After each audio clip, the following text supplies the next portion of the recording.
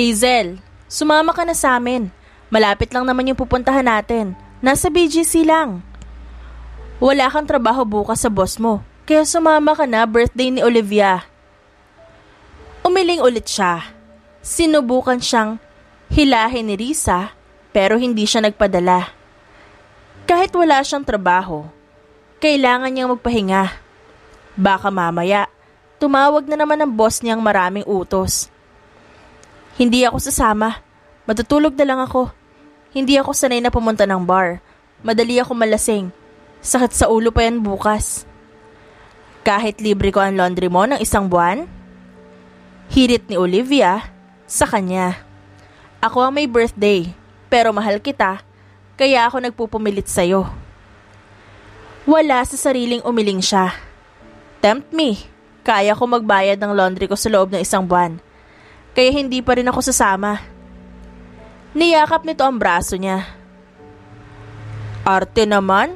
Sagot ko na ang groceries na 1 buwan pati ang laundry. Sumama ka na. Ako na rin ang wifi. Tagumpay siyang ngumiti. Iba pa rin talaga pag meron kang mayaman na kaibigan. Okay, payag na ako. Madali naman akong kausap. Makakatipid rin naman ako na 1 buwan. Bumusangot ang babae. Tinawanan naman siya ng 2. Matagal siyang nag-ayos. Pumili ng damit na isusuot. Nag-apply din siya ng manipis na makeup upang magmukhang babae lang siyang tingnan. Pinili niya isuot ang high-waisted maong shorts at tinernohan ng white tank top na pinatungan ng itim na leather jacket. Nagboots din siya ng itim. Itinali niya ang kanyang buhok sa bun at may ilang hibla ng buhok niya iniwan talaga. Nang lumabas siya, pumalakpak ang 2 habang nakatingin sa suot niya. Akala ko ba ayaw mong sumama? Napipilitan ka lang sa lagay na yan, Hazel?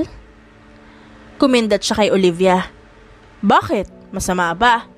Libre naman ang groceries, wifi at laundry ko ng 1 buwan. Ilang oras lang naman sa bar. 1 beses sa 1 buwan akong pumunta. Bakit hindi ako mag-aayos ng ganito?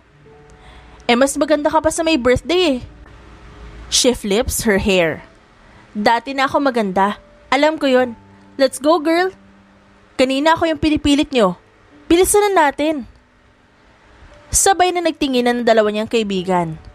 Sumunod ito sa kanya at isa lamang ang ginamit nilang sasakyan dahil pag nalasing sila, ang pinakamatinong magdadrive ay siya. At siguradong wala nang iba pa. Hindi siya iinom ng marami dahil madali lang siyang malasing. Nang dumating sila sa bar, sumalubong sa kanila ang maingay na musika. 8:00 pa lang pero halatang marami ng lasing at may naghahalikan pa silang nadadaanan. Napailing na lang siya. Malay niya kung mag-boyfriend o girlfriend ng mga yon. Happy birthday, girl! Kanina ka pa namin hinihintay dahil sabi mo 7 tayo nagsisimula.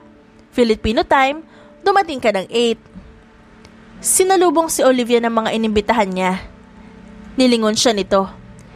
Si Hazel ang may kasalanan dahil pinilit pa namin siyang pumunta dito. Tingnan mo naman, mas maganda pa nga sa akin. Na-stress kami sa kanya ha. Tumatawang lumapit si Gian. Umakbay ito sa kanya. Hindi niya yun pinansin dahil sanay naman siyang akbayan. Wala namang masama ron dahil walang mali siya. Dati na talaga tong maganda si Hazel. Pero birthday mo ngayon kaya ikaw maganda. Biro ng lalaki sa tabi niya.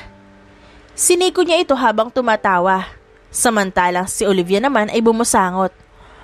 Huwag niyong asarin ng may birthday, baka last niya na to. Gatong ni Risa. Nauwi sa tawanan ng lahat ng kanilang biruan. Pagkatapos namang asarin ng may birthday, pumunta sila sa table. Nandoon ang iba pang mga imbitado ni Olivia. Mga kilala niya rin naman ng mga to. Kahit kaunti lamang ang iniinom niya tuwing nadadagdagan yon, nalalasing siya.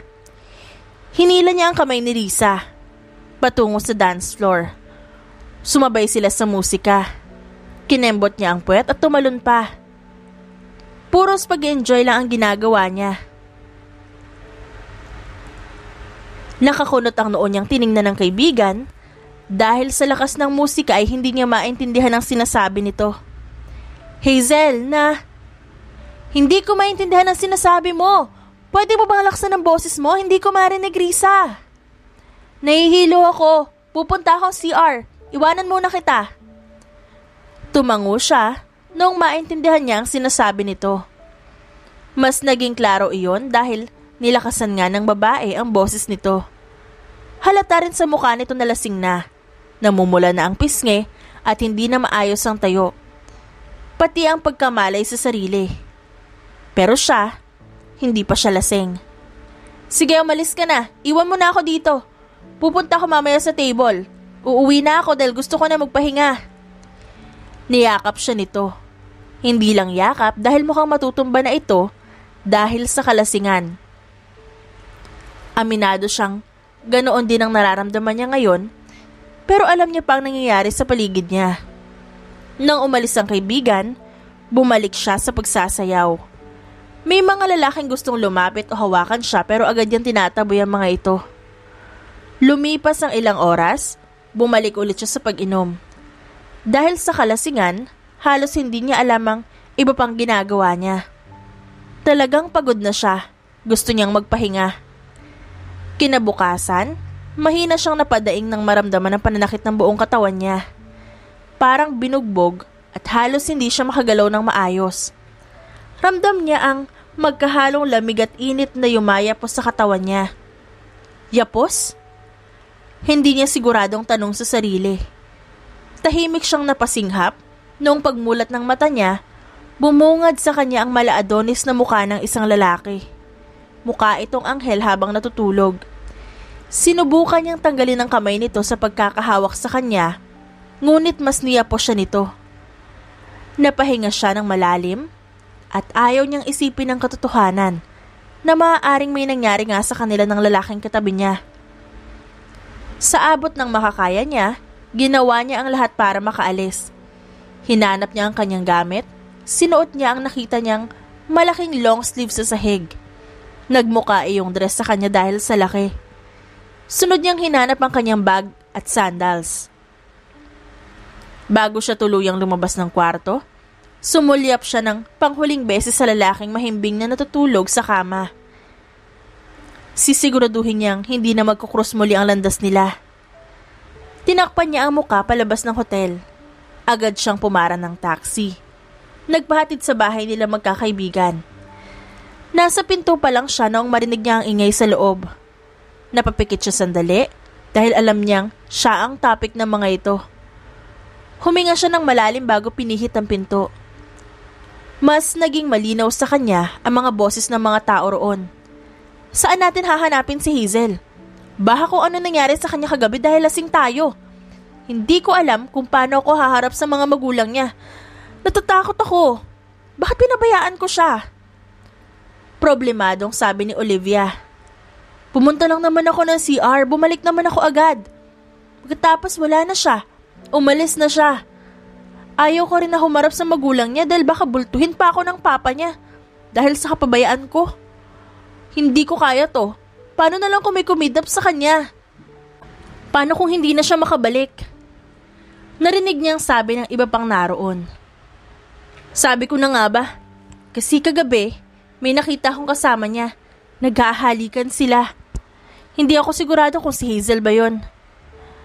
Narinig niya naman ang boses ni Ford. Napahilot siya sa kanyang sentido. Hindi niya alam ang ire-react at mas lalong hindi niya alam ang dapat niyang gawin. May naka one night stand siya at tinakbuhan niya ito. Nandito na ako, huwag kayong mag-alala sa akin. Buong tapang niyang sabi, dahilan para mapalingon ang lahat sa kanya. Si Olivia ay napasinghap nang makita siya. Nag-alala kami para sa'yo. Akala namin kung may nangyari na sa'yong masama. Yumakap sa braso niya si Risa. Napahagat siya ng ibabang labi. May nangyari nga. May nangyari sa kanila ng lalaking hindi niya kilala. Maliit siyang umiti. Ayos lang ako, ano ba kayo? Pabiro pa niyang hinampas ang balikat nito habang tumatawa. Kanino ang suot mong long sleeve? Hindi yan ang suot mo kagabi, Hazel. Natigilan siya noong marinig ang tanong ni Dylan. Bakit? Bawal ba ako magpalit? Amoy alak ang damit ko kagabi, kaya sinuot ko to. Dahilan niya. Amoy alak pa rin naman ang damit mo eh. Bulong ni Olivia na ngayon ay nasa tabi niya. Siniko niya ito dahil baka marinig ng lalaki. Matutulog na ako sa kwarto ko. Baka nagpatawag kayo ng pulis. Pinapatawag ako ni boss sa office. Mamayang hapon dahil aalis daw siya. Matutulog muna ako. Sakit ng ulo ko eh. Tinakasan niya ang mga kaibigan para hindi na siya gisahin ng mga to. Hindi na kaya ng utak niyang magpaliwanag. Noong sumapit ang hapon, kahit masakit ang katawan niya, pumasok siya sa trabaho dahil utos ng boss niya. Dagdag rin naman ito sa sweldo niya dahil pahinga niya dapat ngayon. Sayang naman kung tatanggihan niya. Dagdag pera rin naman.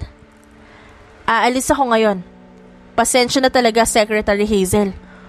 Tumawag yung baliw kong kaibigan. Kailangan niya ako ngayon. Sabihin mo na lang kapag pumunta dito si Jasmine. Ayaw niya kasi i-cancel ang meeting namin. Kaya ikaw na ang bahalang kumausap sa kanya.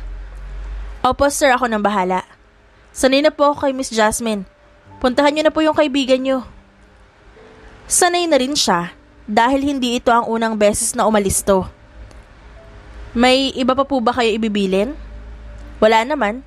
Basta bantayan mo lang si Jasmine. Sumasakit talaga ang ulo ko sa kanya. Dapat pala hindi ko na inispoil. Sige sir, ako nang bahala kay Jasmine. Tumango ito bago umalis. Noong mawala ito sa paningin niya, sinimulan na niyang magtrabaho. Magkahalo ang pagkalutang niya at katinuan. Hello Hazel? Nasa na naman ang hambog mong boss? Nag-angat siya ng tingin noong marinig ang inis na boses ni Miss Jasmine. Tumayo siya bago ngumiti sa babae. Binilin ka na naman niya sa akin. Kalmahan mo lang, bawal ang magalit, nakakabawas yun ng ganda. May emergency daw kasi. Ayaw mo naman daw tanggapin na i-reschedule na lang yung meeting nyo. Nakakainis talaga siya. Alam mo talaga Hazel, punong-puno na ako sa boss mo.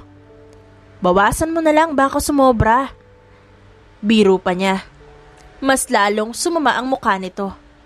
Samahan mo na lang ako, mag-bar tayo. Natigilan siya. Noong pumroseso sa utak niya ang huling sinabi nito. Kaya mabilis siyang umiling. Galing ako ron kagabi. Hindi ko gustong bumalik ulit doon. Kung gusto mo, coffee shop na lang. Mas maganda yung kape kaysa sa alak. Tsaka baka sermon ang abutin ko kay boss. Napapadyak ito. Akong bahalang kausapin si Drake. Makakatikim na siya sa akin. Puno na ako sa kanya. Loyal ako kay boss, ma'am. Bawal mo siya i-backstab sa harap ko. Isusumbong kita. Hindi nito pinansin ang sinabi niya. Bagkus, kinuha nito ang bag niya, sinukbit ng babae sa balikat. Sunod itong ginawa ang pagsara ng laptop. Tara na. Ako ang magpapasweldo sa iyo ngayon. Kaya sa akin ka sasama. Huwag kang masyadong mabait kay Drake. Damuho na yon.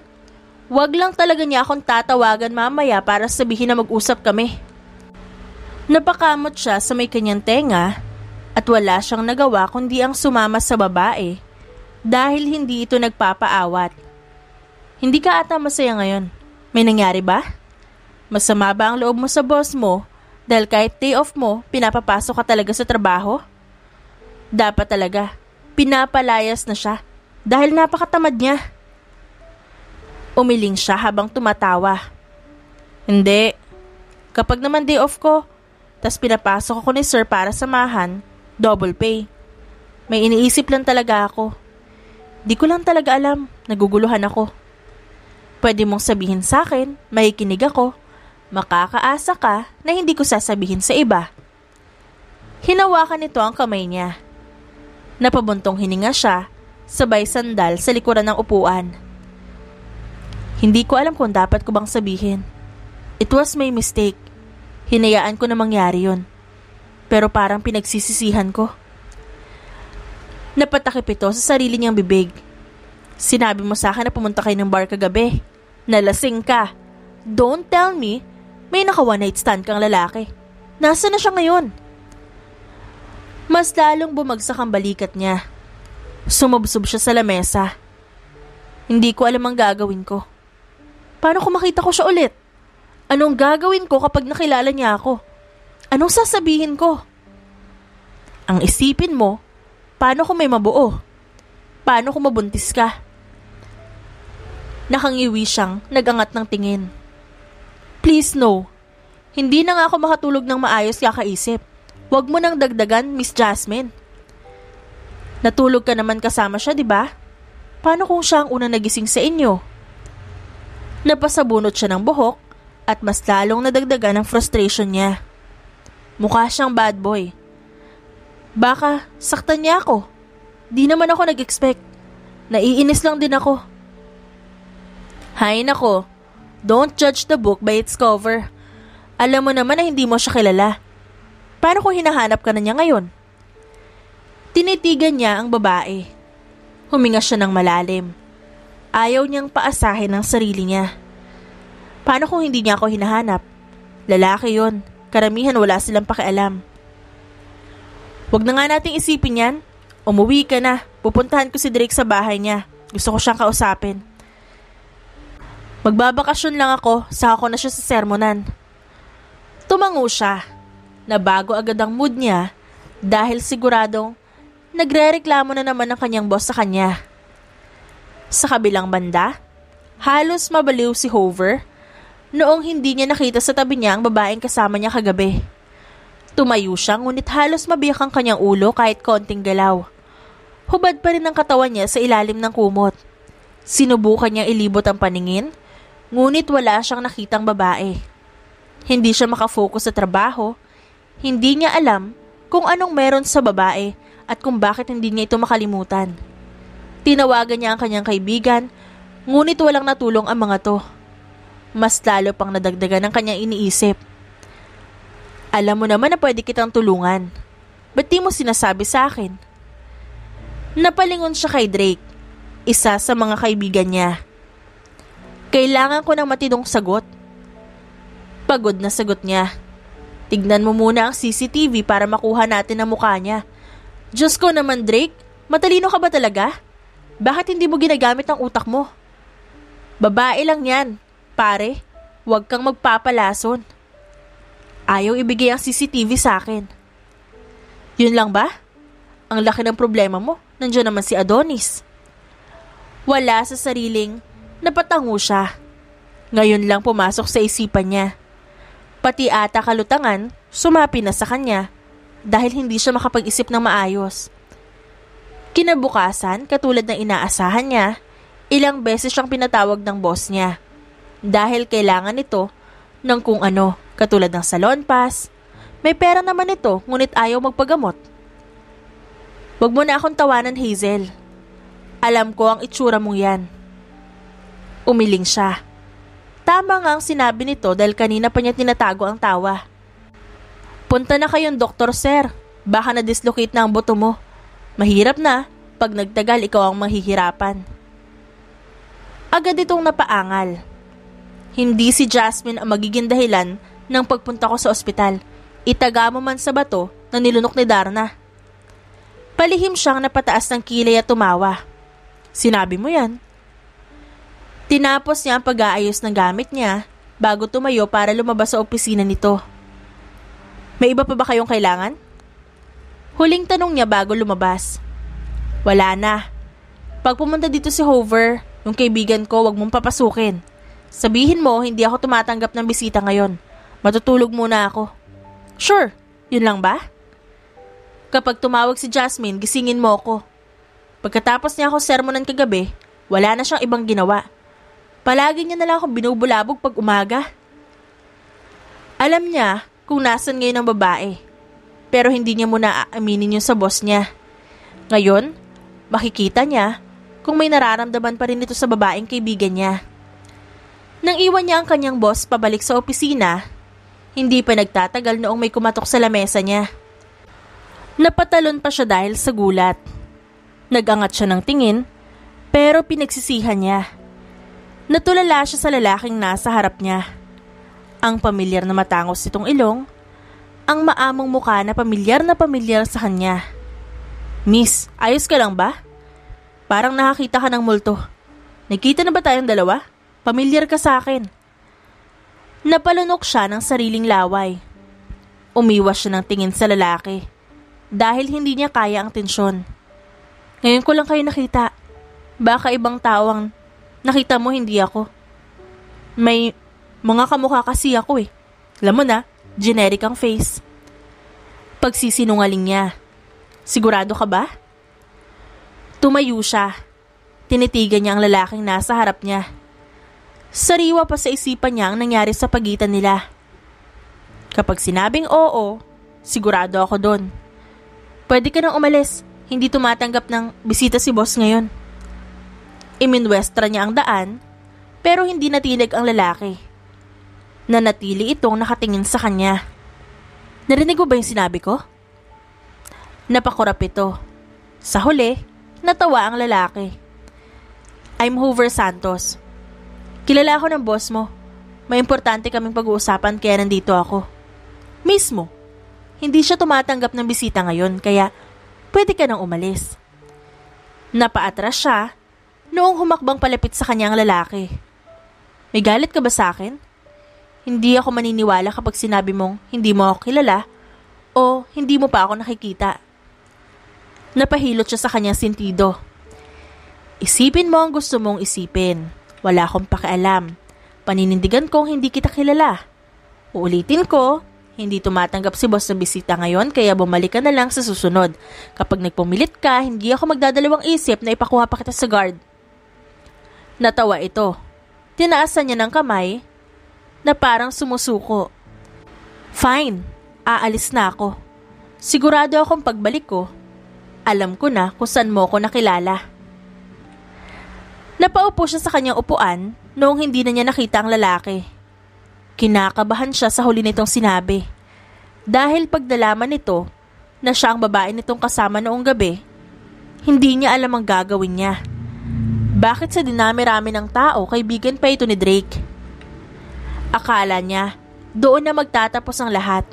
Ngunit nagkamali siya. Sir, bakit kayo nakatingin sa akin ng ganyan? Kinakabahan niyang tanong dahil hindi niya alam ang nasa isipan nito habang nakatingin sa kanya. Hindi siya mind reader para malaman. Naalala mo nung sinabi kong, huwag mong hayaan na pumasok ang kaibigan ko kapag pumunta siya dito dahil magpapahinga ako? Aminin mo nga sa akin. Kilala mo ba siya? Nag-iwas siya ng tingin dahil sa tanong nito. Bakit? Napahawak ito sa kanyang panga. Nakita niya ang palihim nitong pagtawa. Wala naman. Sasagot pa sana, ngunit hindi yun natuloy noong may lalaking pumasok sa loob. Bumakas ang matinding gulat sa mukha niya nung makita ulit ang lalaki. Magulo ang buhok nito. Nakasuot ng isang simpleng sleeves at black pants. Mukhang galing rin ito sa opisina. There you are. Bungad nito. Why did you leave me? Alam mo bang ilang araw kitang hinanap nung iniwan mo ko? Ba't mo kailangan akong hanapin? Pagkatapos ng may nangyari sa ating dalawa, iiwan mo ko? Hindi niya napigilan ng sariling masampal ito. Isang gabi lang yun. Hinanap mo ako para ano? Alam mo kung bakit ako umalis nung umagang yun. Kasi wala namang dahilan para hintayin kita. Dahil para sa akin, isang malaking pagkakamali ang nangyari. Pareho tayong lasing nung gabing yun. Natigilan silang dalawa dahil sa sinabi niya. Maski ang lalaki ngayon sa harap niya ay hindi makapagsalita. Handa na sana siyang umalis ngunit hinuli nito ang kamay niya. Pinaharap siya nito sa kanya. Sumunod na araw, akala niya magiging maayos ang lahat, na walang manggugulo sa araw niya, dahil gusto na niya ng tahimik na buhay. Ano ba? Sinabi ko sa'yo na pagbabarilin tayo ni Drake kapag ginulo natin siya. Napalingon siya sa 5 kalalakihan na nagbabangayang pumasok sa loob ng elevator kasabay nila. Mukhang hindi ito empleyado, ngunit nakasuot lang din ng mga ito ng simpleng t-shirt at shorts. Lalo na noong marinig niya ang pangalan ng kanyang boss. Hindi natin siya guguluhin. Sagot ng lalaki na nakasuot ng kulay pula. Baka sa mukha nito ang inis sa mga kasama niya. Nagbayad pa ako ng 1 milyon para hanapin ang babae na hinahanap ni Hoover. Pero mababalitaan ko, ng sekretarya lang pala siya ni Drake. I can't believe it, na ang lapit niya lang sa baliw nating kaibigan. Napaayos siya ng tayo noong makuha ko anong pinupunto ng mga ito. Siya ang sadya nila. Gusto niya tuloy na umatras at magtago pero kailangan siya sa opisina. Mabuti na lang, hindi siya napapansin ng mga lalaki. Seryosong-seryoso ang mga ito sa pinaghahanap. Hindi ko pa siya nakikita dahil ayaw ni Hoover. Picture lang pinagkakait pa. Mas baliw nga ang beshi ko. Buntis na nga yun, sigurado talaga ako. Sagot ng lalaki sa gitna na nakasuot ng itim na t-shirt. Lahat ng lalaki na kasama nito napangiwi. Stop the act, Paul. Kinikilabutan ako sa'yo. At least ako, may kasama araw-araw. Kayo, inggit kayo kasi nag-iisa lang kayo sa buhay. Noong bumukas ang pinto, sa tamang palapag, natahimik ang mga ito. Tumikim siya para makuha ang atensyon ng lalaki. May lumingon sa kanya, pero agad ding nag-iwas ng tingin. Bawal ang ibang empleyado dito, miss? I know. Tipid niyang sagot. Lalabas na sana siya ngunit hinarang siya ng isa sa mga lalaki. Empleyado ka ba dito? Kung balak mong pormahan si Drake, baliw na baliw lang sa isang babae yun. Kaya wag mo nang ituloy, masasaktan ka lang. Huminga siya ng malalim. Hindi nga pala talaga siya makilala ng mga ito dahil nakasuot siya ng dress. Wala yung ID niya at nasa bag niya dahil bumili lang siya saglit. I'm Hazelland Florencia, secretary ni Drake. Ako yung pinag-uusapan niyo kanina pa. Kaya if you don't mind, lalabas ako dahil kailangan ako ng boss ko at may pinapaayos siyang report sa akin. Mas namuo ang katahimikan. May ibang nag-iwas ng tingin sa kanya. Meron din namang napasipol. Ikaw yung hindi makapaniwalang tanong nito sa kanya. Tipid siyang tumango. Pwede na ba akong dumaan? Nagbigay daan ng mga lalaki para sa kanya. Napahilot na lang siya sa kanyang sentido noong tuluyan siyang makalabas. Narinig niya ang bulungan nito sa likod pero hindi siya lumingon. Kinuha niya ang ID sa bag at iPad bago kumatok sa opisina ni Sir Drake niya. Tumayo siya malapit sa pinto. Kaya nakakunot ang noo nitong nilingon siya. Nandyan po yung mga kaibigan niyo, sir. Tipid niyang imporma. Bakit daw sila nandito? Huminga siya ng malalim. Dahil sa kaibigan mo, sir, siguro alam mo na rin kung bakit. May sinabi ba tungkol sa'yo? Nakita ka nila? Tumayo ito. Mukhang pupuntahan na ang mga kaibigan niya. May sinabi sila tungkol sa kaibigan mo, but I don't mind. Ayaw nila ako kaninang papuntahin dito. Dahil baka pormahan daw kita. Kaya nagpakilala ako. Hindi mo naman sinabi na may gusto ka pala kay Jasmine. Napatigil ito sabay baling sa kanya. Dadagdagan ko ang sweldo mo. Huwag mo lang sabihin kay Jasmine. Ako na ang bahalang maglibing sa mga kaibigan kong siraulo. Palihim siyang natawa. Noong lumabas sila, nakita niyang napaayos sa mga kalalakihan. Kapwa nakangiti ang bawat isa noong lumabas sila. Anong ginagawa niyo rito sa oras ng trabaho? Wala ba kayong ginagawa sa mga buhay niyo? Pinag-usapan niyo pa ang sekretarya ko. Doon kayo kay Hoover magtanong. Napakamot ang lalaking tinawag nilang Paul kanina. Sorry na friend. Gusto lang namin siyang makilala. Para saan? Mga tsismoso talaga kayo. Humingi kayo ng tawad kay Hazel dahil baka masapa kayo ng asungot na yon. Nagulat siya. Mabilis siyang umiling. Ayos lang. Wala silang ibang ginawa, sir. Nagagalak ako makilala kayo, pero sana respect my privacy. Hindi ko alam kung anong iniisip nyo dahil sa nangyari sa amin ng kaibigan nyo. Hindi ako komportable na pag-usapan yon at alam din yun ni Sir Drake. Ayos lang. Ngumiti na lamang siya ng tipid. Maraming tao ang iisipin na isang walang kadala-dala na babae dahil sa ginagawa niya sa isang lalaki. Hindi rason ang nalasing siya pero ginawa niya pa rin. Kinabukasan, pumunta sila sa bahay nila. Malayo yun pero hindi kaya ng kotse kaya naglakad siya. Binigyan muna kasi siya ng boss niya ng 2 araw na day off. Sanay siyang gawin ito dahil ilang beses na siyang bumalik sa kanila pero ngayon lang siya nakaramdam ng kakaiba. Pakiramdam niya, mayroong matang nakatingin sa kanya kanina pa na tila sinusundan ng bawat galaw niya. Mas binilisan pa niya ang paglalakad. Lakad-takbo ang ginawa niya dahil sa kaba. Muntik pa siyang mapatili noong magring ang phone niya. Unregistered number ang tumatawag. Sinagot niya yon. Kung sino man to, kailangan niya ng tulong nito ngayon. Hello? I'm sorry, si Hover to. Bumakas ang gulat sa mukha niya, ngunit mas nanaigang kaba. Hi, pwede mo ba akong tulungan? Napapansin ko kasi na parang may sumusunod sa akin pa uwi sa amin. Nakarinig siya ng ingay mula sa kabilang linya. Nasaan ka ba? Walang bahay na pwedeng pagtanungan? Umiling siya kahit hindi nito nakikita. Nasa Santiago ako ngayon. North, malapit sa office. Wala kasing mga bahay dito. Iniwan ko yung kotse ko dahil hindi ko kayang dalhin. Tumakbo ka. Huwag mong ibababa yung tawag. Pupuntahan kita agad. Alam ko ang lugar na yan dahil may property kami dyan.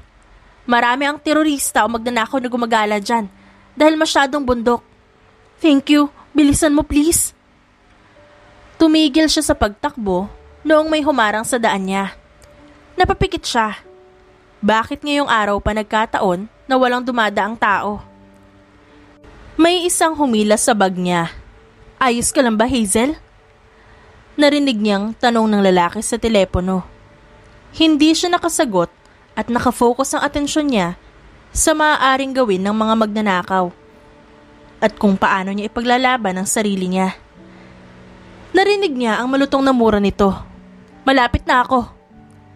Iyon ang huli niyang narinig mula sa lalaki bago kunin sa kanya ng mga hold-upper ang cellphone niya.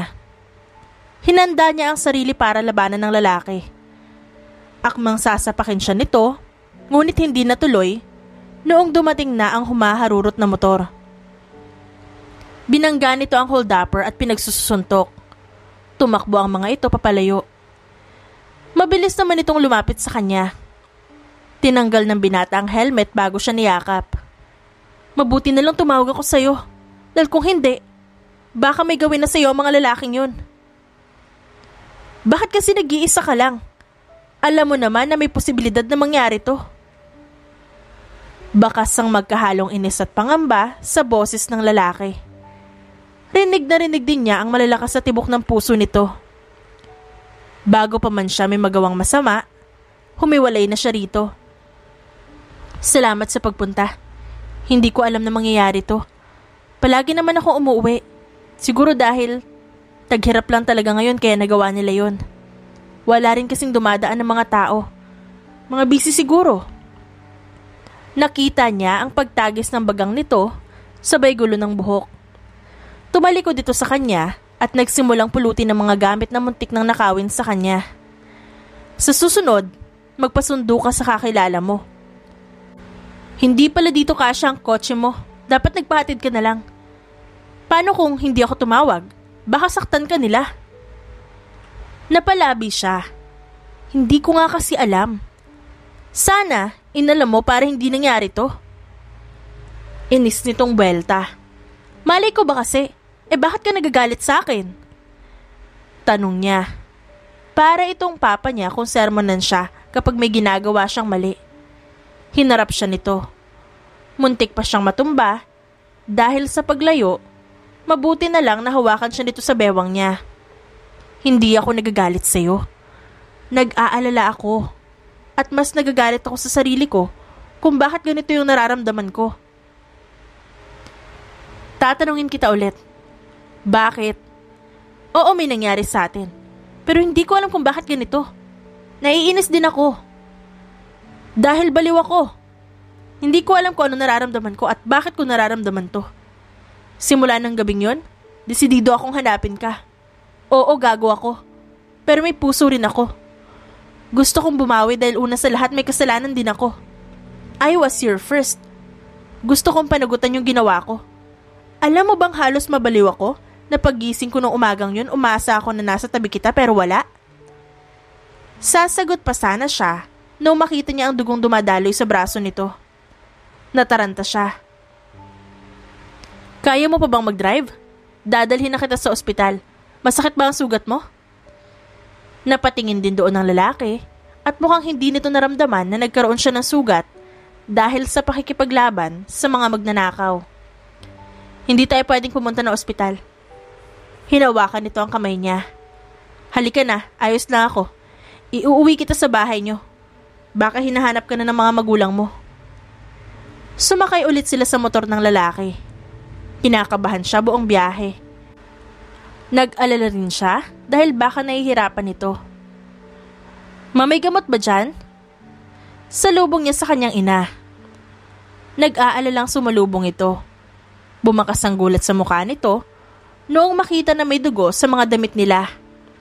Diyos ko, ano nangyari sa kanya? Joel, kunin mo nga yung mga gamit sa taas. Bilisan mo. Ayos lang po ako. Gandang hapon po. Mas lalo siyang nag-alala para sa lalaki noong dumaing ito. Tigilan mo nga yung kasasabi na ayos ka lang. Nasugatan ka na nga. Saway niya. Pinaupo niya ito bago hinarap ang ina. Si Hoover pala ma. Kaibigan siya ni Sir Drake. May hold-upper kasi kanina sa may Zone 3. Mabuti na lang, tinulungan niya ako. Pero nasugatan siya ng kutsilyo nung isa. Pero huwag kayong mag-alala sa akin, ayos lang naman ako. Paliwanag niya dito. Nang dumating ang kapatid niya, agad ginamot ang sugat ng lalaki. Pinahubad niya ang suot itong jacket at shirt para mas maayos. Iniiwasan niyang mapatingin sa matipuno nitong katawan. Kukuha ako ng pagkain niyo, sandali lang. Iho, may gusto ka bang kainin o maiinom? Umiling ito. Salamat po, kahit tubig na lang. Ma, may dala ako dun sa bag ko. Yun na lang ihanda mo sa amin. Sabat niya. Seryoso niyang ginagamot ang sugat nito. Ang ganda ng bahay niyo kahit simple lang.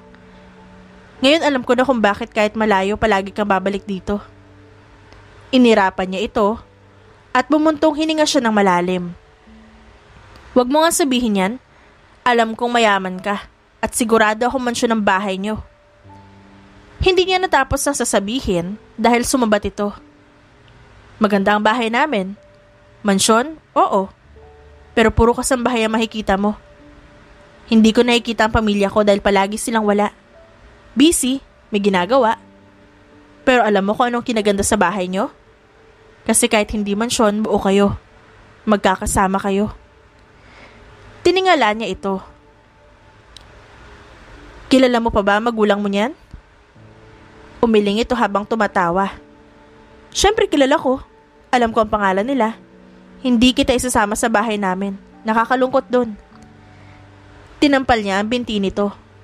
Talagang hindi ako pupunta sa bahay niyo. Ano namang gagawin ko doon?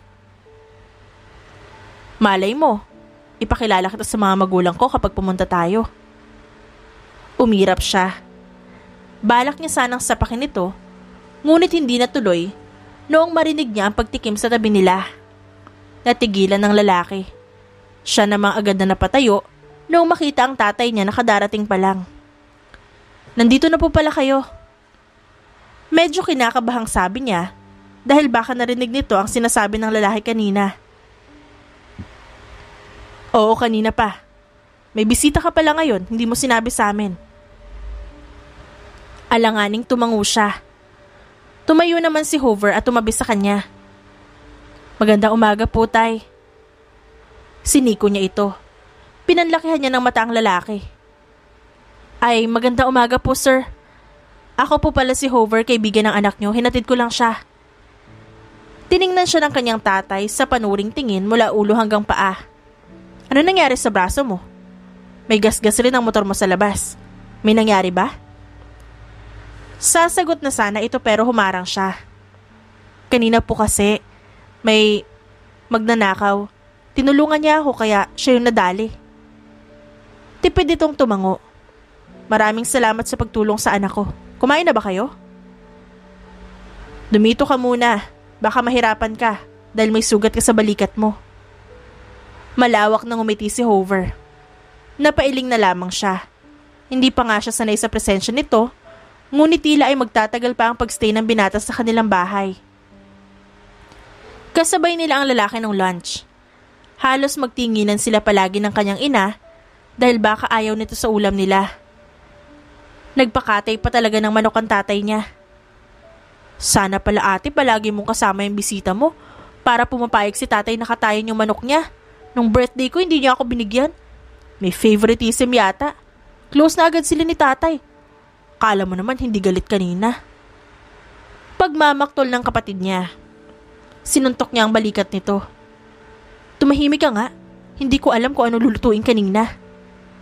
E di dapat pala nagpabili tayo sa palengke ng baboy. Nakakahiya sa bisita mo. Singit naman ang kanyang ina. Kapwa silang tatlo nakasilip sa ginagawa ng dalawang lalaki dito sa kusina. Ikaw naman na nakakakilala sa kanya. Bakit di mo na lang siya tanungin? Mahihirapan pa tayo mag-isip. Kahit maya-mayan kumakain niya ng manok. Tumango siya bilang pagsang-ayon. Nag-ayos muna siya ng konti bago naglakad palapit sa dalawa. Agad namang umiti sa kanya si Hover nang makita siya. Anong gusto mo ulam? Magluluto kasi kami ni na mama. Ikaw ang masusunod kasi ikaw ang bisita namin dito. Adobo? Minsan lang ako kumain nun. Pero isa yun sa mga paborito ko. Tumango siya bago agad na tumalikod. Bumalik siya sa kusina para sabihin sa kanyang ina ang request nito. Nang kumakain sila, nag-uusap pa rin ito at ang kanyang ama. Mukhang magkasundo agad kayo ni Hover pa. Tumingin sa kanya ang ama. Medyo lang. Mahilig din pala ito sa tanim si Hover. Madami kaming pinag-usapan dahil bala kong palawakin yung farm. Pwede raw niyang dalhin sa susunod yung iba niyang sample kapag umuwi ka ulit dito. Nasamid siya dahil sa gulat. Mabuti na lang, mabilis siyang inabutan ng lalaki ng tubig na agad niyang ininom. Tama ba yung narinig ko? Sa susunod na pag-uwi ko, isasama ko siya? Mukhang ayaw yata ako isama, tay. Parang batang nagsusumbong si Hover. May usapan na kami ni Hover. Siya raw ang mag-aatid sa'yo rito sa susunod. Pagkasama mo siya, may magtatanggol sa'yo. Ayaw ko maulit yung nangyari kanina. Akala niya, close lang ang dalawa. Ngunit hindi niya inaasahan na ganito. Gusto niyang iwasan ng lalaki pero mukhang mahihirapan siya. Mahigpit ang tatay niya. Ngunit iba ito kay Hover. Nakakahiya, tay. Busy siya masyado. Sinubukan niyang magdahilan. Don't worry. May time naman ako palagi, Hazel. Nanatili ng 2 araw sa bahay nila ang lalaki kasama niya. Noong umuwi siya doon din ito umuwi. Magaling na rin kahit paano ang sugat nito. Sunod na araw pumasok na siya sa trabaho. Nahihiya na rin siya sa boss niya. Kamusta ang bakasyon? Mukhang asaya mo yata. Natatawang umiling siya. Ikaw yata ang masaya, boss. Anong latest chismis sa inyo ni Miss Jasmine? Kailangan ko na bang tawagan ng wedding organizer na kilala ko? Chismosa ka rin talaga, no? E di tanungin mo siya. By the way, you have a meeting with Mr. George ngayong umaga. 9 a.m. Pagkatapos nun, tuloy-tuloy tayo sa isang closed-door meeting kasama ang mga shareholders ng kumpanya. Pagkatapos, pupunta tayo sa opening ng isang investor mamayang 3 p.m. sa Makati yun. Imporma niya sa lalaki. Naging smooth ang araw niya. Noong hapon, sinundo siya ni Hover sa labas ng company. Nagpumili talaga itong sumama sa kanya.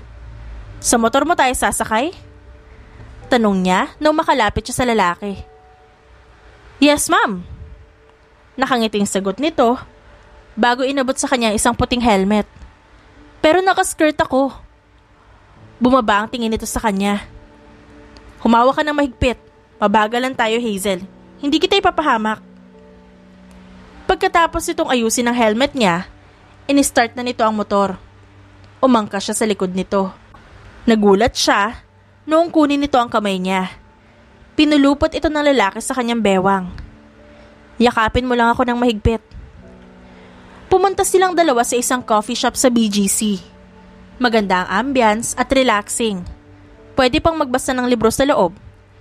Iniisip niya kung bakit dinala dito ng lalaki. Ngunit nasagot ang katanungang iyon sa isip niya noong pagbalik nito ay may dala na itong mga novel books. Inaya mo ako rito para magbasa? Natatawang tanong niya. Nagkibit balikat ito bago kumuha ng isa. Sabi nung kapatid mo mahilig ka raw sa libro. Maganda dito, hindi maingay. kaya makakapagbasa ka ng tahimik. May library ako sa bahay. Kung gusto mong magbasa, sabihin mo lang sa akin. Bumili ako ng mga novel books. May libro rin ako na binili ng mga sikat na writer. Kahit na hindi ko naman sila kilala. Gaya ni Jonax? Nanlaki ang mga mata niya. Really? Gusto ko yung mga story niya. Pag may libre akong oras, pupunta ako sa bahay niyo. Welcome ba ako dun anytime? Welcome ka anytime. Sabihin mo lang sa akin kung kailan mo gusto. Dahil doon, hindi na nawala ang ngiti niya. Minsan lang sa buhay natin na magkaroon ng lalaking handang spoil tayo sa mga gusto natin. At ang swerte naman niya, dahil ang isang stranger na ito, parang prinsesa siya kung ituring. Palagi silang nagkikita. Gumaan na rin ang pakiramdam niya para sa lalaki. Noong una, inis na inis siya dahil akala niya isa itong gagong lalaki. Pero nagkamali siya. Kabaliktaran pala ang akala niya ang katauhan nito. Sir, saan kayo pupunta? Napatigil siya sa pagbukas ng elevator noong bumungad sa kanya ang kanyang boss. Pinuntahan niya lang sa baba si Hoover dahil hinatiran siya nito ng pagkain. Pupunta na ba kayo sa conference room? Maaga pa naman para sa meeting nyo. Nagmamadali itong pumasok sa loob. Cancel that, Hazel. May importante akong pupuntahan. Clear all my schedules today and tomorrow. Hindi pa siya nakakasagot sa lalaki nang sumara na ang elevator. Napakurap lamang siya habang nakatingin sa kawalan. Sa kabilang banda, mabilis ang pagmamaneho ni Hoover para makarating sa quarters nila. Hindi niya na nahintay si Drake dahil alam niyang papunta na rin ito. Nang dumating siya, mabilis siyang bumaba sa kanyang motor. Anong nangyari? Tanong ni Sancho na kasunod niya lang dumating. Bumaba rin si Paul sa kanyang kotse. May bago raw tayong misyon. Biglaan nga iniwan ko lang si Nika. Bilisan daw natin. Kanina pa tayo hinihintay ni Patreon sa loob. Sabay silang pumasok na tatlo. Pinaliwanag sa kanilang gagawin. Emergency talaga to dahil may kailangan silang harangin na parcel. Sanay siyang gawin ito. Tinago niya ang kanyang cellphone sa locker. Kanya-kanya silang pwesto. Isa siya sa naatasan na magbantay. Marunong siya sa maraming bagay dahil sa defense siya. Papunta na sila, Hoover. Abangan mo sila sa likod. Sinunod niya ang sinabi ni Anthony sa kanya. Sinenyasan siya ni Drake sa kabilang bahagi. Nakatago rin ito sa mga poste. Noong malapit ng sasakyang truck, agad siyang sumampa roon. Humawak siya ng mahigpit sa likod ng sasakyan para hindi siya mahulog. Masyadong mabilis ang nangyari. Dinipensahan niya ang bawat atake ng kalaban sa kanya. Sinubukan siya nitong saksakin ngunit nasalag niya iyon. Noong nakita niyang nasa malapit na silang tulay, agad siyang yumuko at natamaan ng lalaking mabilis niyang tinulak. Bumaba siya sa bandang driver. Napapikit siya noong dumaplis ang bala sa kanyang braso. Hindi siya nagpatinag. Sinipa niya ito. Pinagkasya niya ang sarili at nakipag-agawan sa driver. Nahulog din ito at napangisi siya bago minaniobra ang sasakyan. Parcel secured. Dadalhin ko na to sa office natin. Doon na lang tayo magkita. Aabangan ka ni Adonis. Dumiretso ka na sa ospital. Nandun si Drake. Tawagan mo si Jasmine para puntahan niya. Utos sa kanya ni Patreon. Hindi siya nagtanong tungkol sa nangyari sa kaibigan. Dahil isa lang ibig sabihin nun. Ngayon ang swerte niya. Nagpalit sila ni Adonis sa pagdrive ng truck. Habang patungo siya sa ospital, tinawagan niya si Jasmine. Nakatanggap pa siya ng sermon mula sa dalaga. Sumunod na araw, sermon naman mula kay Hazel ang kanyang narinig. Kamusta na si boss? Ano ba kasing ginawa niyo, Hoover? Napaigik siya noong hampasin nito ang sugat niya. Bakit kasalanan ko? Sigurado akong magkasama kayong dalawa. Bakit nabaril siya? Alam mo bang maraming trabaho siyang iniwan? May mga meetings pa? Bumuntong hininga na lamang ang binata. Tutulungan na lang kita. Nakatanggap lang siya ng mas malakas na hampas mula sa babae. At target na target talaga nito ang sugat niya. Paglipas ng 1 linggo, sakit sa ulo ang nararamdaman palagi ni Hazel Dahil hindi pa hinahayaan ni Miss Jasmine na lumabas si Sir Drake, kaya siya palagi ang stress sa mga naiwan nitong trabaho. Mabuti na lang, hatid sundo siya ni Hoover. Minsan, ay gabi na siya umuwi. Minsan, ay nakatulog siya sa bahay nito dahil sa sobrang pagod. Katulad ngayon, kagigising pa lamang niya sa mabilis na pagkakaidlip. Nakahiga na siya sa kama sa loob ng isang simpleng silid. Saktong pumasok si Hoover, tiningnan niya ito. Gising ka na pala, nagluto ako ng pagkain. Dinalhan na kita dito sa kwarto para mas maayos ka makapagpahinga. Bumangon siya. Anong oras na? Matagal na ba ako nakatulog? It's 6 p.m. Medyo matagal na rin. Tumawag na ako sa kaibigan mo na hindi ka ulit uuwi ngayon. Pumayag ulit sila. Wala sa sariling napailing siya. Siyempre, papayag ang mga kaibigan niya. Dahil kung baliw siya, mas baliw ang mga yun. Inamin niya na rin na may nangyari sa kanila ng lalaki. Baka sinuhulan mo sila.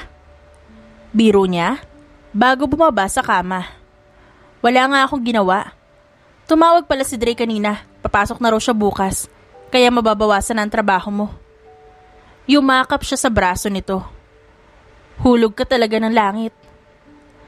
Katulad ng sabi ni Hoover, kinabukasan nga ay pumasok na ang boss niya. Nagpasalamat siya sa maraming santo dahil doon. Halata ang pagka-fresh ng mukha nito, kabaliktaran ng kanya. Dahil sa pagbalik nito, naging mas busy sila. Hindi na siya masyadong problemado dahil may katulong na siya sa trabaho. Hazel, pwede mo bang puntahan si Mr. Ching sa restaurant? Hihintayin raw niya itong mga drafts. Kailangan na kasi ito. Na-approve ko na rin ng mga yan. Pero magsisimula na ang meeting ko in few minutes. Wala ka bang gagawing iba? I'm sorry. Sinabi ko pa naman na maaga kang uuwi ngayon. Dahil nag-overtime tayo kagabi. Ngumiti siya sa kanyang boss. May lakad sila ngayon ni Hoover pero alam niyang maiintindihan ng lalaki na trabaho niya to. Ramdam niya rin ang pagod dahil ilang araw na silang puyat dahil sa mga pinapagawa sa kanya. Kung hindi na ospital ang kanyang boss, hindi madidelay ang iba sa mga gawain. Ngunit wala siyang magagawa. Nangyari na. Mabuti na lang at gumaling ito kaagad. May pupuntahan ako ngayon pero pwede kong ibigay yan. Bago yon. Hindi naman masyadong importante dahil may susunod pa. Napahilamos ang lalaki sa mukha niya. May lakad ba kayo ni Hoover? Nag-aalangang tumango siya. Maiintindihan naman niya, don't worry boss. Ang isipin mo, magpagaling ka para mabawasan pa ang trabaho ko. Biro pa niya. Pagkatapos niyang matapos sa ibang gawain, kinuha na niya ang pinapabigay ng kanyang boss. Pasado 4:00 ng hapon noong makarating siya sa restaurant. Nag-message siya kay Hoover para hindi ito umasa. Good afternoon, Mr. Ching. Ito nga pala yung pinapabigay ni Sir. Nakangiti nitong inabot ang file sa kamay niya. Thank you. Maupo ka na at nag-order ako ng pagkain.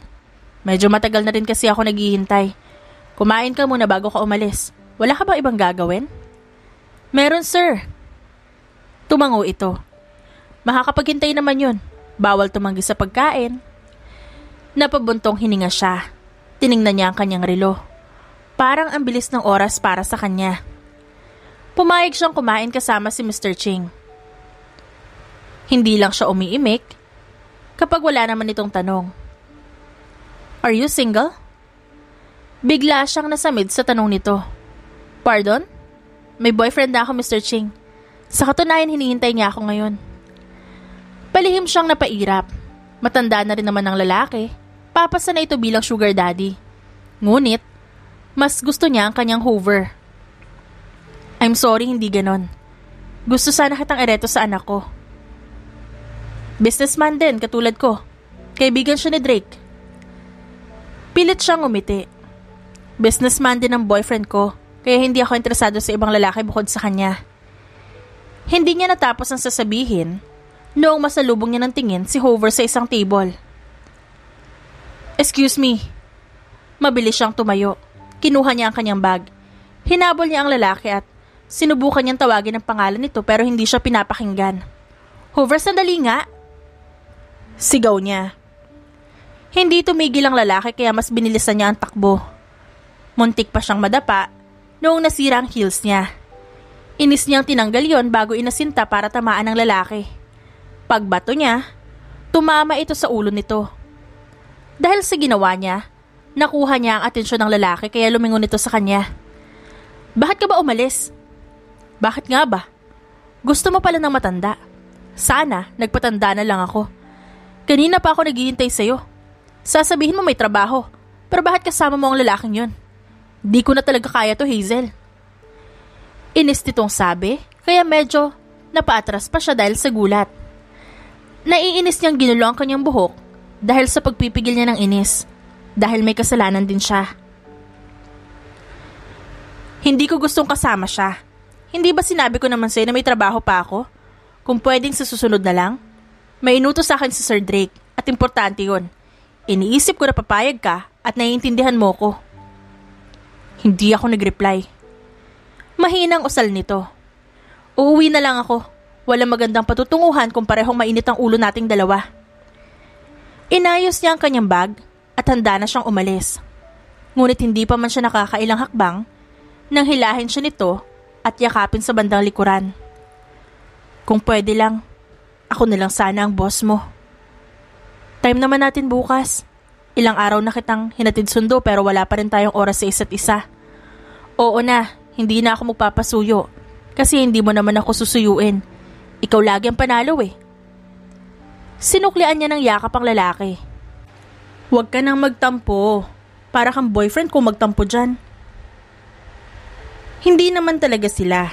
Kahit na dinadahilan niya kanina na may boyfriend siya.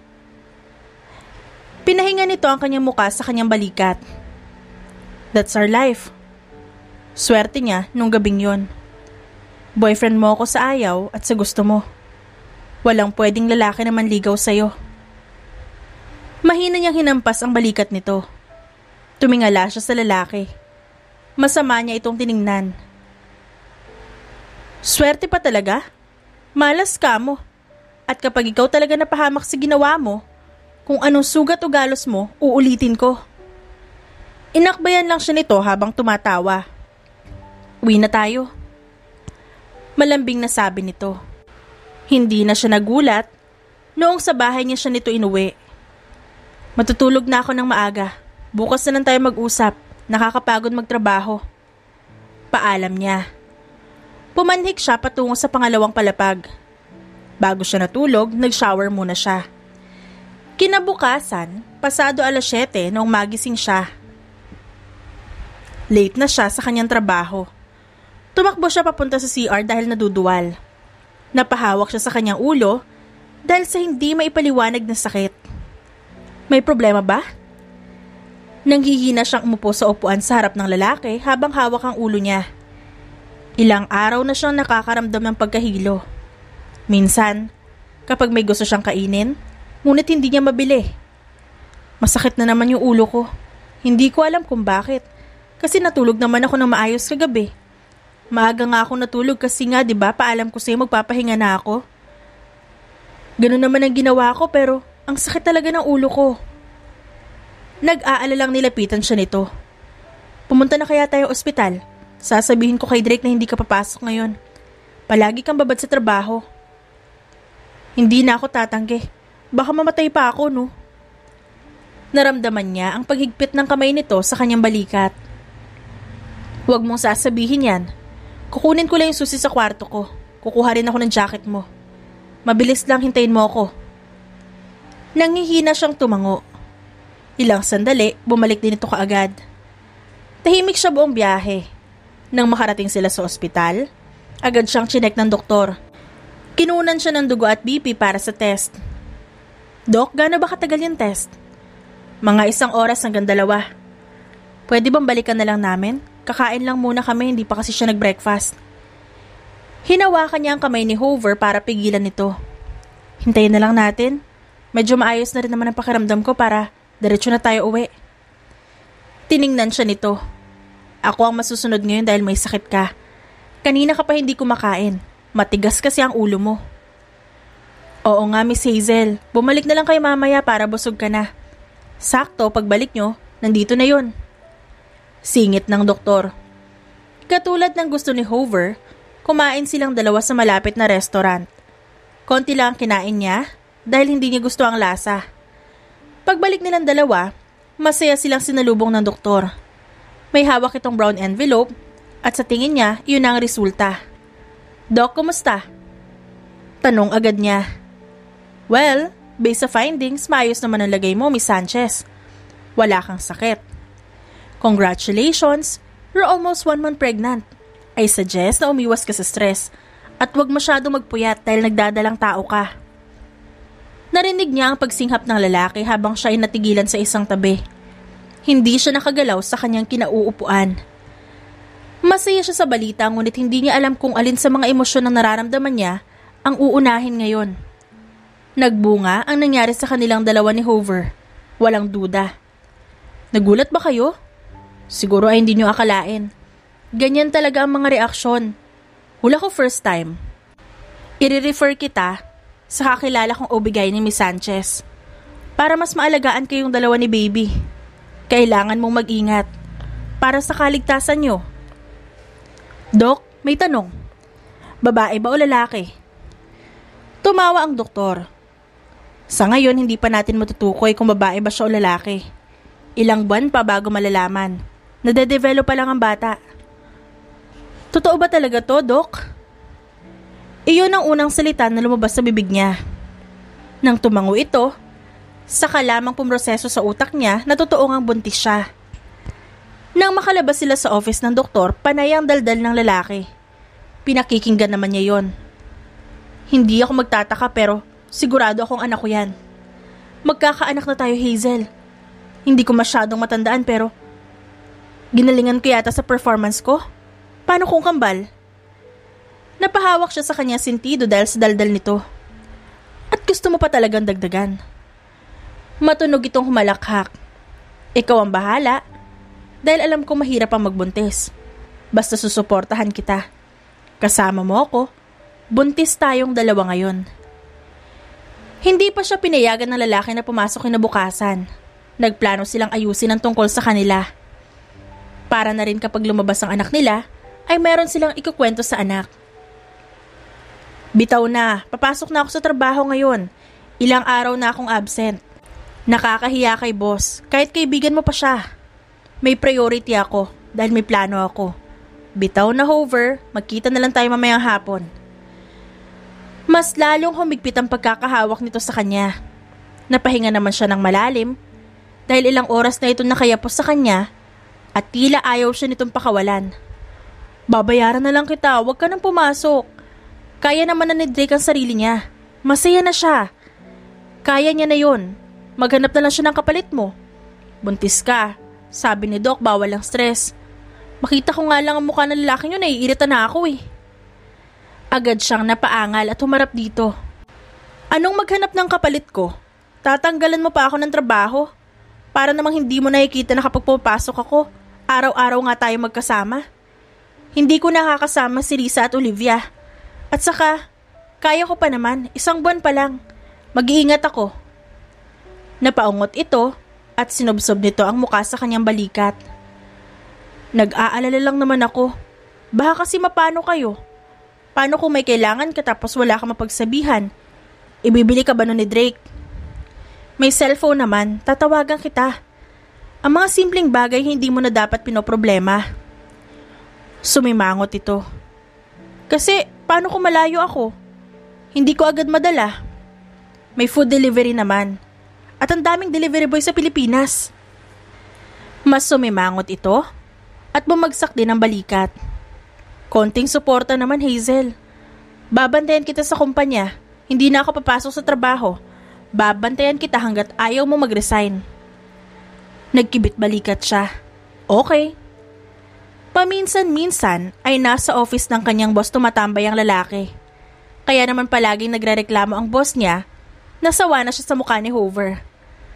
Nagangat siya ng tingin noong makarinig siya ng yapak ng sapatos. Kumunot ang noo niya na makitang si Hoover ito. "Hi Hazel, nandyan ba ang boss mo?" Pinagtaasan niya ito ng kilay. "Boss ko ba talaga ang sadya mo o gusto mo lang ako makita?" Napahawak ito sa batok.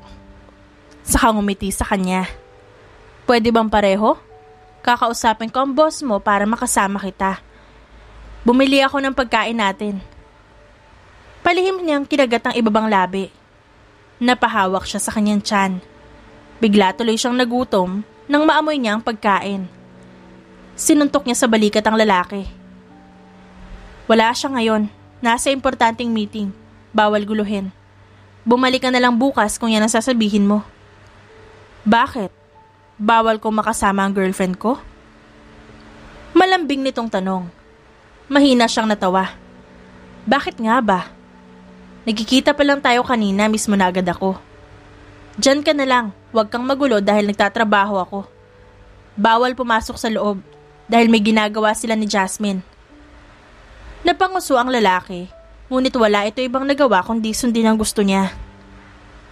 Si Jasmine naman pala ang kasama niya.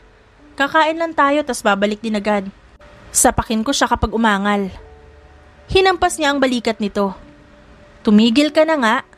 Papayag na ako, basta mabilis lang tayo kakain sa baba. Pagkatapos babalik tayo kaagad. Mahirap na baka hanapin ako ni boss. Mabilis lang. Napangiti siya noong alalayan siya nito sa pagtayo. Alagang-alaga talaga siya nito. Dahil na rin sa kakulitan ng lalaki, tumigil siya sa pagtatrabaho at nag-focus sa anak nila. Tuwang-tuwa ito sa naging desisyon niya. Ngayong araw ay pupunta ulit sila sa kanyang mga magulang. Pinaalam na niyang buntis siya sa kapatid. Hindi niya alam kung nasabi nito sa kanyang mga magulang. Pagbaba nila sa tricycle, agad siyang napangiwi nang sumalubong sa kanyang paningin ng kanyang ama na may hawak na itak. Hover, anong usapan natin? Nagtago ang lalaki sa likod niya nung makita ang galit niyang itay. Hazel, anong gagawin ko? Baka para sa akin na itak ni itay. Natatakot itong tanong sa kanya. Akala ko ba handa ka kay tatay? Bakit nagtatago ka ngayon sa likod ko? May itak siyang dala, matalim yon. Niyayabang mo lang kagabi kung paano mo ako ipagtatanggol at kung paano may pagtanggol yung mga kaibigan mo. Natatawang sabi niya. Pakiramdam ko lalagnatin ako. Akala ko sabay nating sasabihin sa kanya. Alam na pala niya na buntis ka. Baka hindi naman ako patayin ni tatay kasi mawawala ng ama ang apo niya.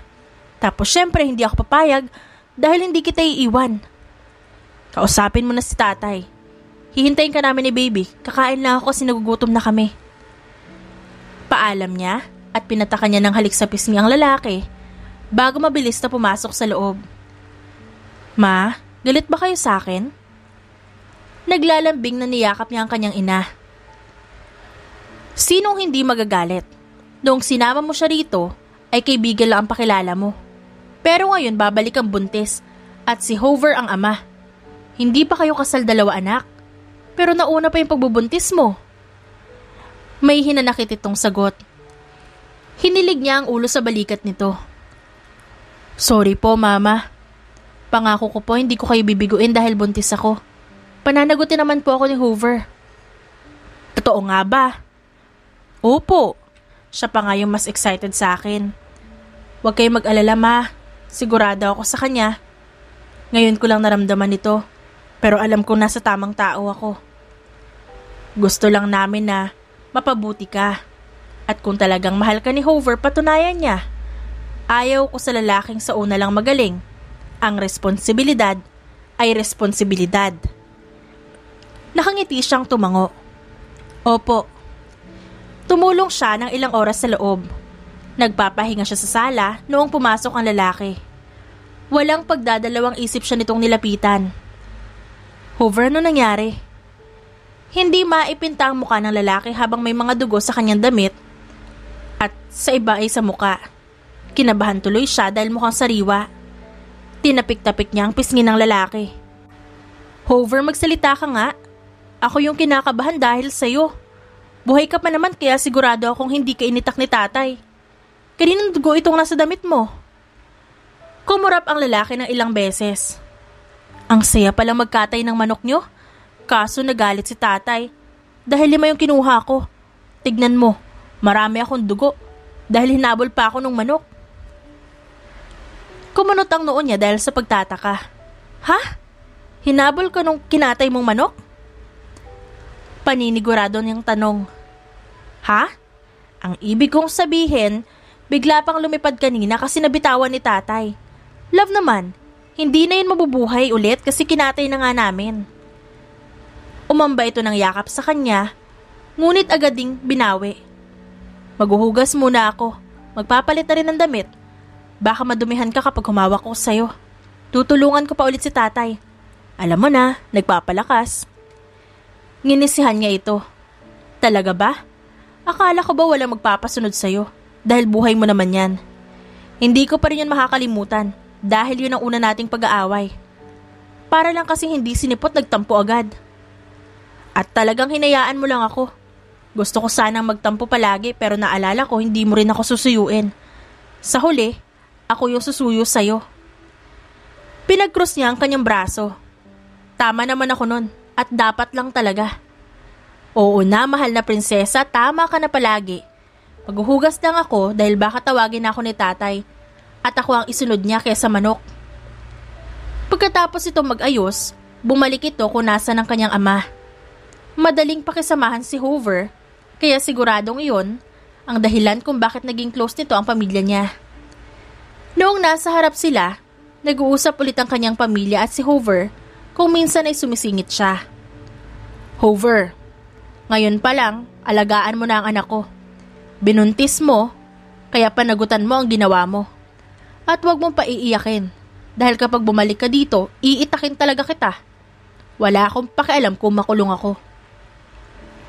Oo naman, tay. Mahal ko si Hazel. Makikita niyo kung paano ako magmahal. Hindi ko siya paiiyakin. Dapat lang, dahil panganay namin yan. Singit naman ng kanyang ina. Pagkalipas ng ilang buwan, kinasal sila. Halata na ang tiyan niya pero hindi pa gaano kalaki. Isa yon sa pinakamasayang araw ng buhay nilang dalawa. Pinakasalan niya si Hoover, hindi dahil buntis siya, at ayaw niyang lumaki ang anak niya na walang ama. Maraming taong nagsabi na ang pagmamahal ay hindi mo mahahanap at mararamdaman sa kaunting panahon. Pero sigurado siya sa nararamdaman niya. 3 taon pa, mas lalo niyang napatunayan na tama ang kanyang piniling desisyon. Han, nasan si baby?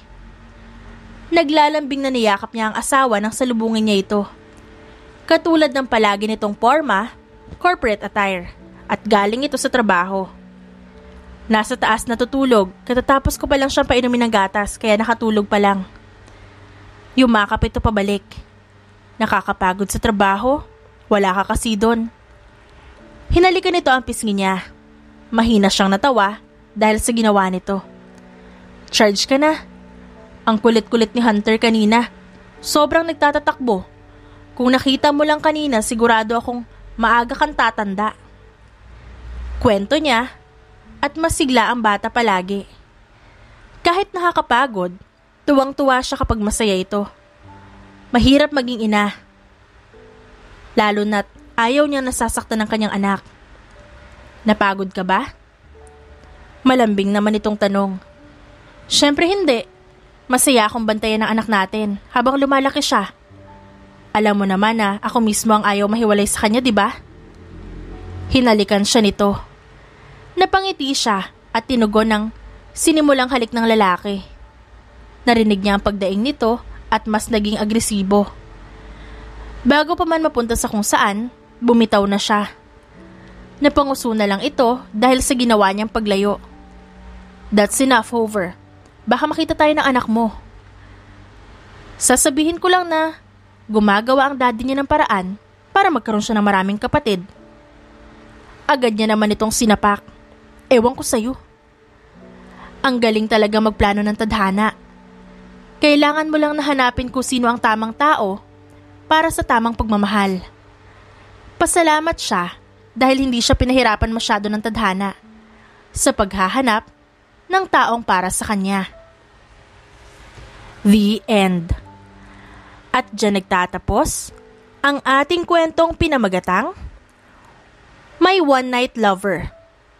Written by Asters. Dearest friends and avid listeners, don't forget to like our videos and subscribe to our channel for more wonderful stories. mula sa aming main channel, Randall Tagalog Love Stories, and for our second channel, Miss R Stories. Lubos po naming pinasasalamatan ang inyong suporta at pagtangkilik sa aming mga likang istorya. Ingat po kayong lahat and have a good day everyone. Paalam!